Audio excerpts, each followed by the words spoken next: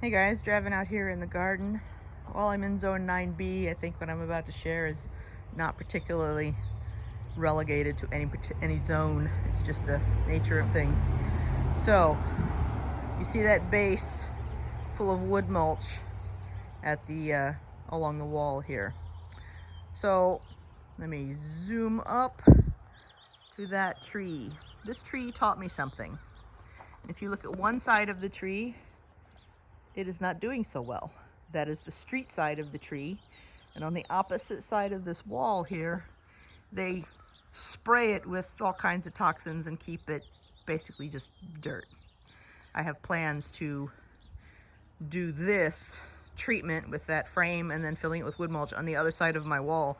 So it goes from the wall all the way to the sidewalk that's over there, and then it will help with this. But this tree, if you look, one side's dead, the other side, look at how lush, and look at all the baby greenery coming in. That did not exist on that tree until I put in these two beds.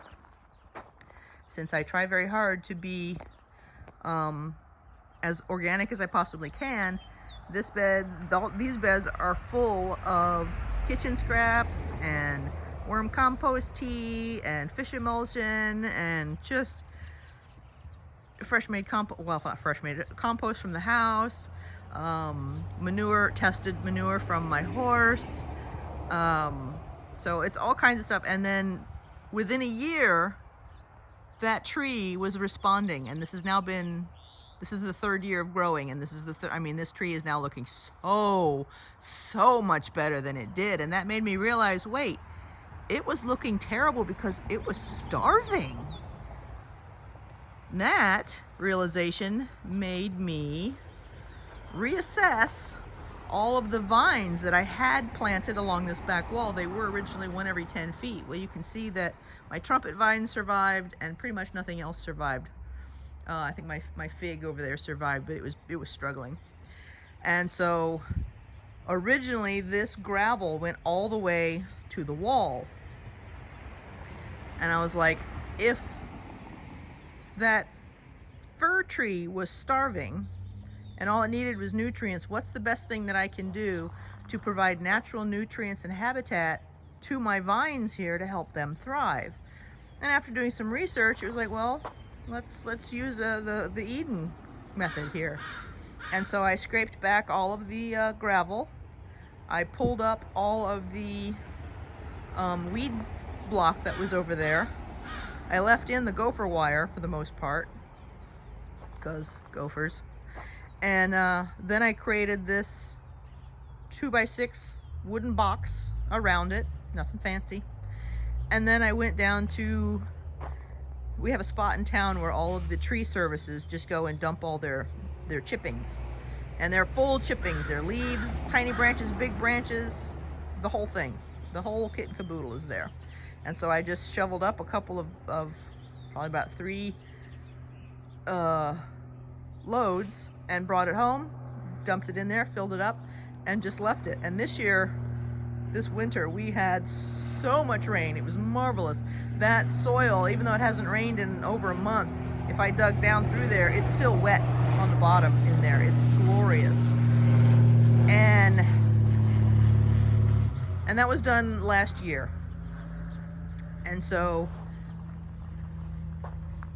this vine here, this trumpet vine, I don't know if you can see, if you notice from the base up to where it actually starts to have some branches, see how thin it was?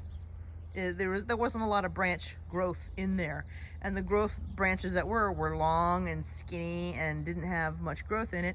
And it has never produced flowers.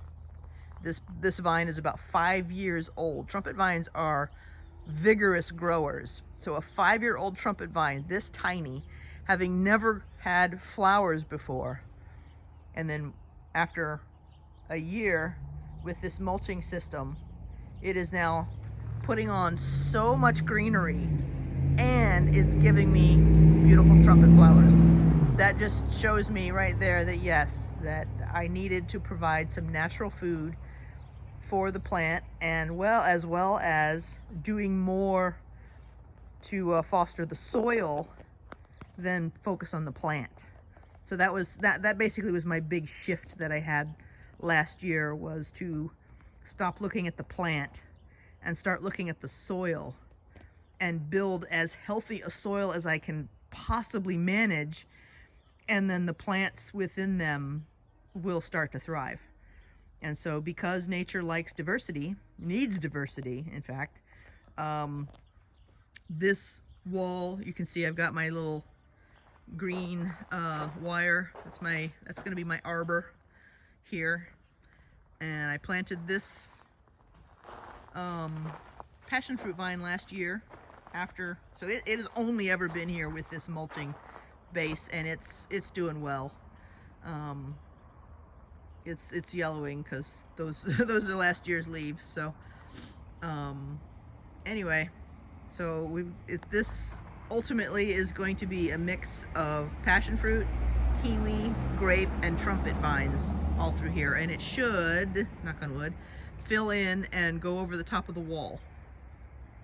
And at the base, I've got lupin, which is a nitrogen fixer. There's going to be more lupin added to it, but I got to grow some more. And for each of those little flags, that's going to be that's going to be a spot where a vine will go. So every 5 feet. And then I've added some herbs as part of my diversification plan, is to in the front of the bed, in front of all of the vines. So leave the vines for the back to go up the wall, and in the front is going to be a series of medicinal herbs and just flowers, and we'll go from there. But that was my big shift last year, was to stop looking at the plant and stop focusing on how to make a healthy plant, and instead focus on building a rich, vibrant environment that the soil can thrive and the plants will follow. And so that I have flowers. I'm so excited. Vindicated. And so I'm starting to use that approach throughout the entire rest of the yard, and it looks like it might be paying off. But anyway, just wanted to share that with you guys to focus on that.